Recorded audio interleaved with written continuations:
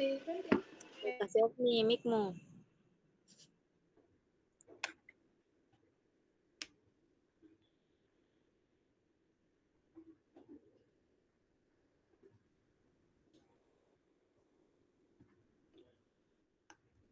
Assalamualaikum warahmatullahi wabarakatuh. Selamat malam bagi kita semua.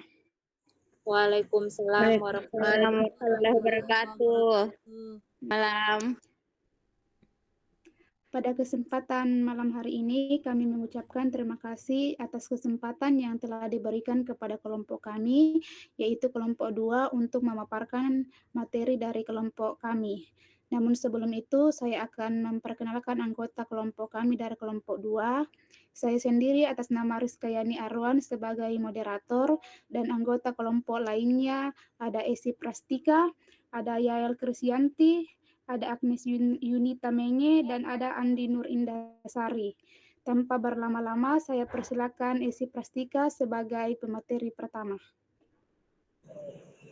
Baik, terima kasih kesempatannya moderator. Di sini saya akan membacakan materi terkait pendekatan yang ditawarkan oleh Carl Agren dan Christine S. Litter yang dikutip oleh Ilgis M. Sinagatulin dalam bukunya yang berjudul Constructing Multicultural Education in a Diverse Society.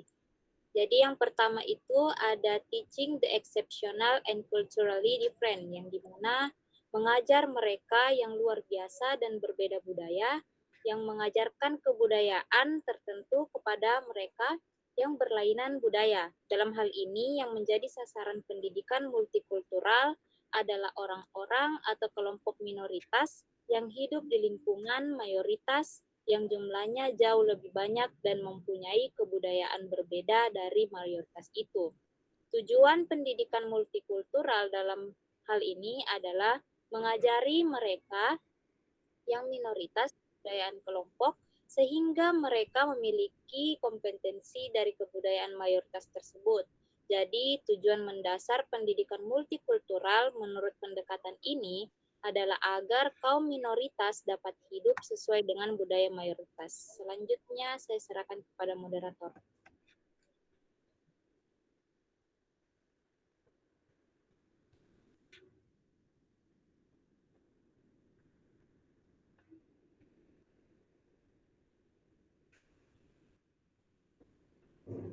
Baik, itulah tadi hasil pemateri pertama.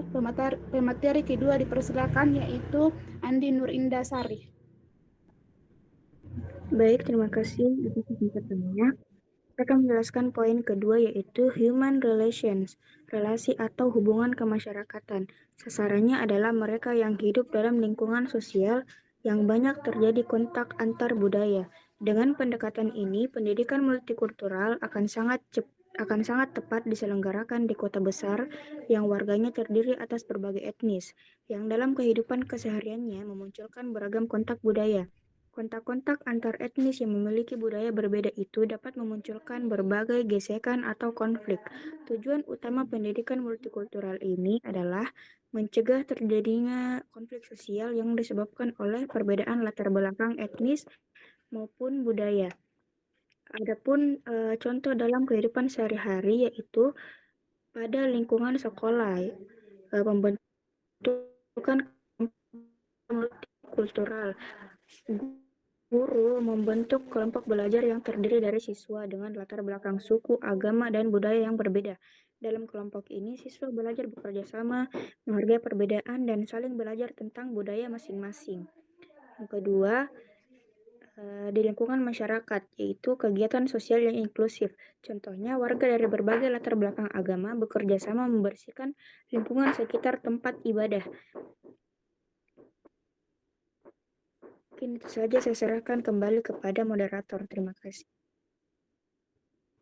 Pemateri selanjutnya yaitu Yael Krisyanti, dipersilakan. Baik, terima kasih. Saya akan melanjutkan materi yaitu pendekatan pendidikan multikultural yang ketiga, yaitu single group studies atau studi kelompok tunggal. Pendekatan ini pada umumnya juga mengenalkan berbagai budaya, walaupun bersifat sukarela yang tujuannya adalah agar saling memahami saling mengakui, dan saling menghargai.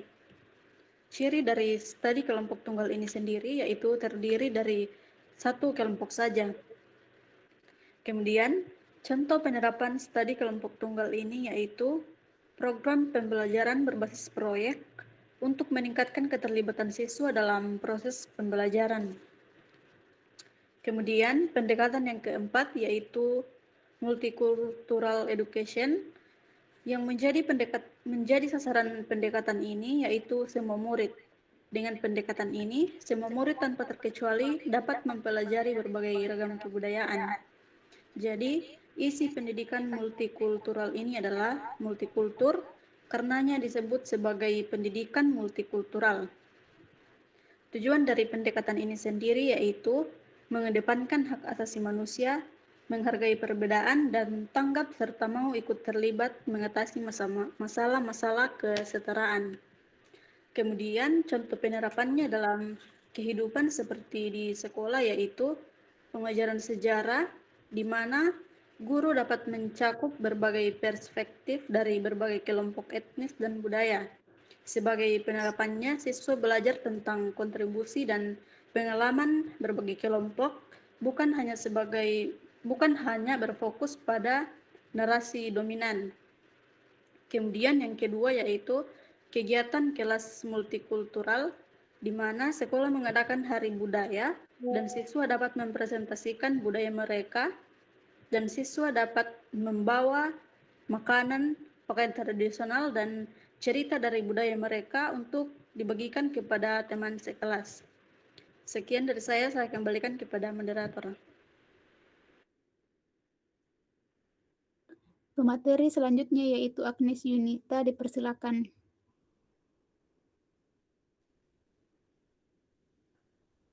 Baik, saya akan melanjutkan materi yang terakhir yaitu Education that is Multicultural and Social Reconstruction atau pendidikan multikultural dan rekonstruksi sosial, yaitu pendidikan yang bersifat multikultural dan merekonstruksi tatanan kemasyarakatan.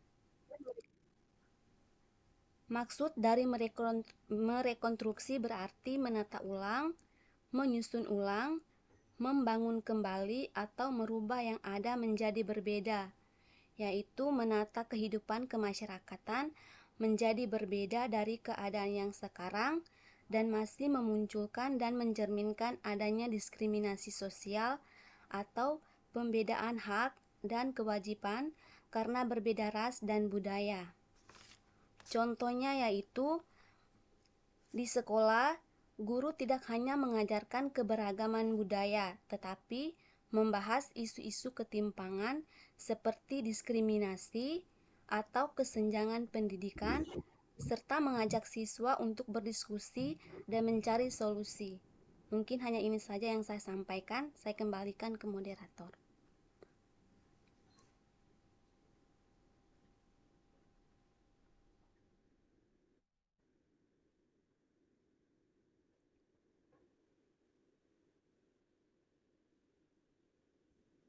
Baik, terima kasih atas penyampaian materinya.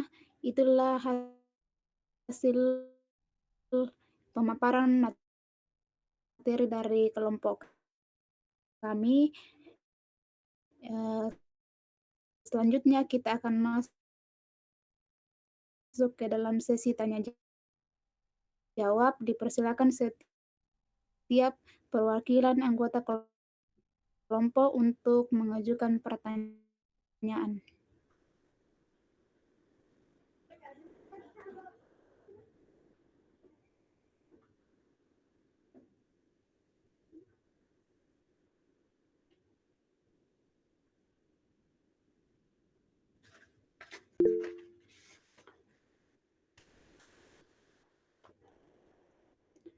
Dipersilakan kepada anggota kelompok 1 untuk mengajukan pertanyaan.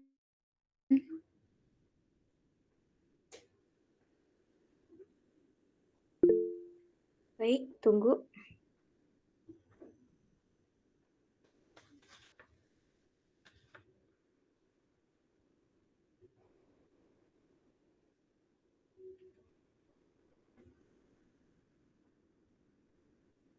Dipersilakan kepada Nur Natasha untuk mengajukan pertanyaan. Ya.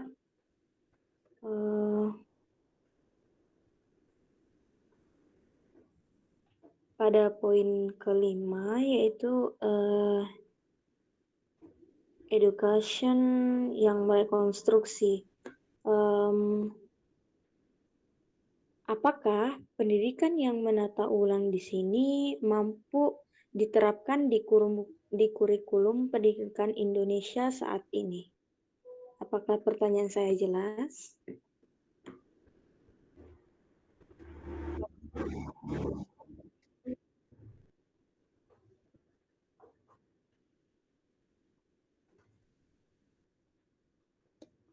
Iya, Pak. Dipersilakan kepada anggota kelompok 3 untuk mengajukan pertanyaan.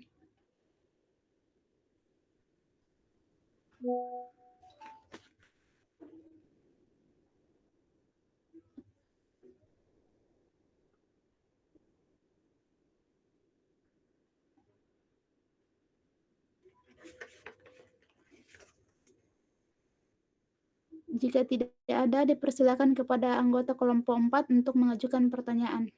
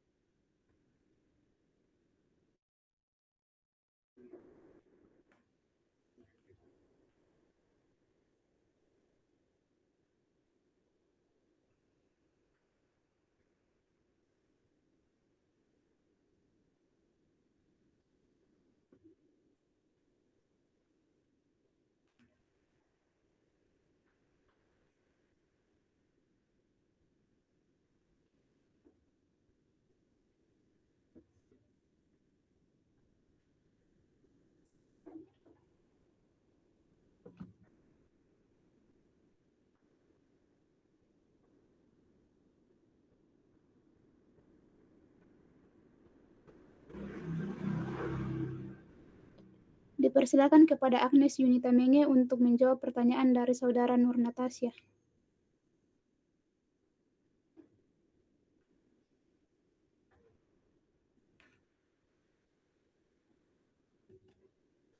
Baik, terima kasih.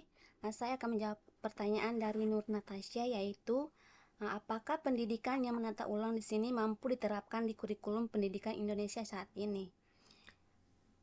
Pendidikan yang menata ulang mengacu pada sistem pembelajaran yang tidak hanya mengikuti pola tradisional, tetapi juga mampu menyesuaikan diri dengan kebutuhan zaman, teknologi, serta perkembangan sosial dan budaya. Dalam konteks kurikulum pendidikan Indonesia saat ini, penerapannya mungkin bisa dilakukan, tetapi dengan beberapa tantangan, yaitu yang pertama, kurikulum merdeka sebagai langkah awal, kemudian kesiapan tenaga pendidik, kemudian sumber daya dan infrastruktur, dan yang terakhir sistem evaluasi yang masih berbasis ujian.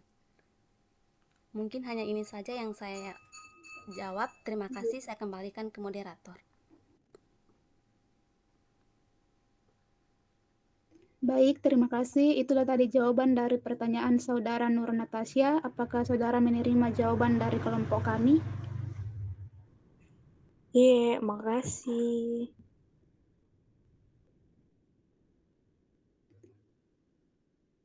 Baik, terima kasih. Terima kasih presentasi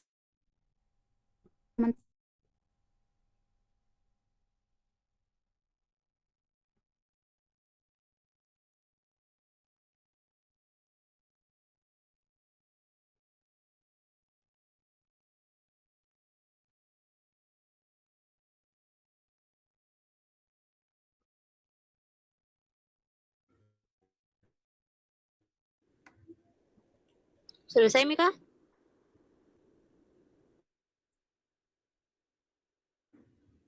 Habis Iya, di sudah kota Nari. selesai. Ingat di save, guys.